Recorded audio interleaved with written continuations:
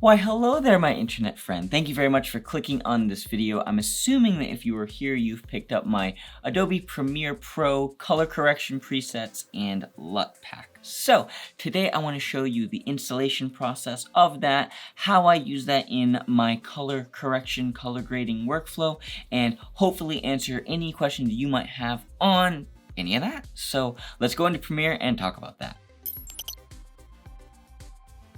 Alright, so we are in Adobe Premiere and we have the presets panel open, plus Lumetri color and some footage on our timeline with some toys, some of my face, and some other clips and whatnot. I want to show you the process of how I would go about color correcting this and maybe adding a LUT to some of this stuff. So, first is installing the presets. We'll click on the three lines up here and we'll click on Import Presets. And in your download, you'll find a file called Jags Color Correction Presets Master. I also have them saved out separately, which I keep on my end, but you can just double click on the Presets Master, and if you untwirl or release the collapsing of that folder, you'll see all those presets dropped in. Here are all of mine. So what I will do is I will actually make my own folder for all of these presets. So if you scroll down, you can right click and click new custom bin,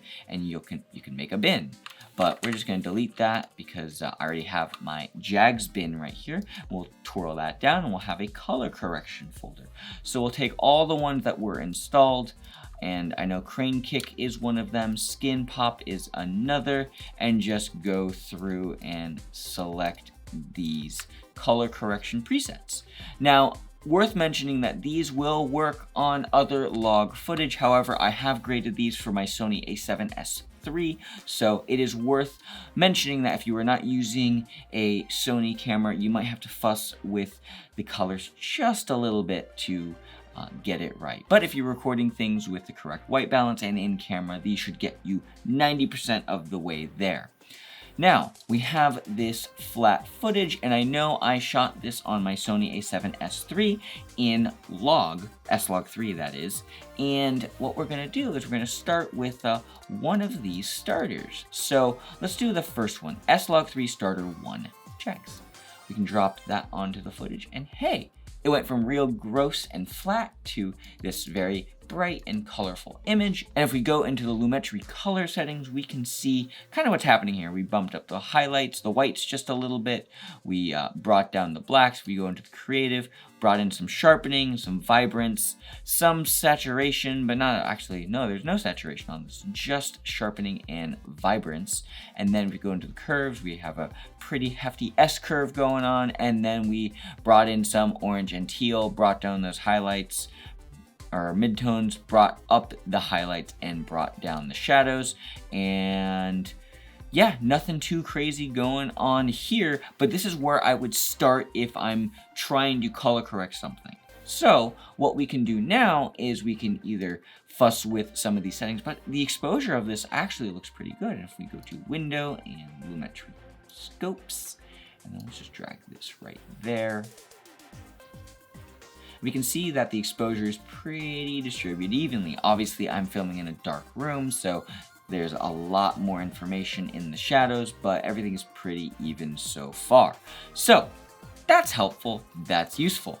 Now, what if we were to find something that is my beautiful face, for example? We can do the same thing, just drop on that starter, and hey, there it is. It looks pretty good, looks all right.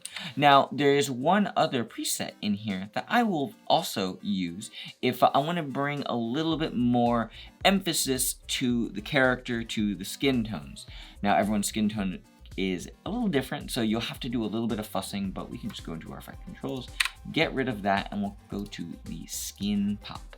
And we'll just drag that on, and we can see here that the character is just coming out a little bit more than what we had originally. If we just undo that a couple times, there's that, and then we can delete that and apply that. Now, the reason why that's happening is in the color correction or HSL secondary, what we did is we isolated the skin tone and really just focused on that. So if we click on the mask here, we can see that it's really pulling a lot of it's pulling my skin out of the mask and bringing more detail and color to that. And the way I did that is after I selected the skin tone, I changed the highlights and brought them up a little bit and brought down the midtones. And we can see if we really crunch it, it's really just changing color only on the skin. We can bring that down and brought down the shadows a bit. So there's a little bit more contrast in the face. And then the way you do that is if we were to click the reset button and then uncheck the mask, we can click on the dropper, select the skin tone, and then what we do is we select the mask. And right now it's not pulling a lot, so we'll just have to fuss with these sliders a bit. We can pull that out a little bit more so we can see it. Maybe the hue, it's not quite the hue, it's more gonna be the luminance. There we go, pulling the skin back into selection. And then we can uncheck that. And if we uncheck the HSL secondary, we can see what's happening on the face, just bringing a little bit more contrast into the character. And now if you needed to adjust for your own skin tone, then you would just do the same principle, select the eyedropper and correct from there. After that, this is where I would put a LUT in. And I only have the 2 LUTs right now for you to use, but if you've purchased them, there will be more. So I hope you enjoy those. Now, how would you apply a LUT after doing your color correction? So what I do is either I will take it into Photoshop, a still image of that, and apply the LUT, export a cube, or if you have some pre-made, this is where you would apply it. So you go to your Creative tab and then go to Browse, and you can find wherever you have LUTs saved. So I have a bunch of LUTs I've purchased and found online over the years. We'll go to one of mine, go to what everyone else does, which is the orange and teal look, a little bit desaturated and whatnot. And what we can do now is I've graded this LUT based on log footage after color correction. So it's not gonna get you the way there with the, by doing all your color correction. But I don't think you ever should have a LUT sort of apply at full intensity, because it's not going to quite know the exposure and you won't have that control like you do with the actual color correction tools. So LUT after color correction. But now if we uncheck this LUT, we can just bring down the intensity, we can see it's changing the way the colors look in the highlights back here, the light hitting the wall, and the way the blues look inside the image. We can see if we zoom in very closely, it's a little bit desaturated, it's a little bit warmer. Same with the skin tones, we brought that down a little bit. It's not quite as rich and vibrant, and you might see that in something more filmic, cinematic, like a scene where it's a dark, gloomy night sort of thing. And you can bring up the exposure, bring that down, etc., etc. You could also apply one of the preset LUTs that exist in Adobe Premiere. Let's just pick one of these. Maybe clean straight. Okay, that doesn't look too bad. It really just brings out the skin tones a little bit more, and you can crank the intensity. But overall, most of these LUTs and presets that I'm providing is going to get you most of the way there with color correction if you know your camera settings, especially if you're filming on an A7S III. Let's go through a couple more examples. So if you scroll through some of this dog footage that I have of my friend Hani for a dog commercial that we filmed, we have him running through a forest, so to speak. And now what I want to do is add the color starter, S-Log3 starter, no color edits. And this is where I would start if I didn't want to really adjust any of the colors specifically, but I wanted to make sure the vibrance and the saturation is there, the exposure is there, and sometimes it might be a little darker just based on how I shot it, so I can just crank up the exposure just a hair. And then we can zoom in on that. That looks pretty good. I like that. I like the way the lens flare comes through. Let's see if we can find a slightly better clip for that. Aha, this is a better one. So S-Log3 starter, and then maybe we'll crank up that exposure just a hair, just to correct that.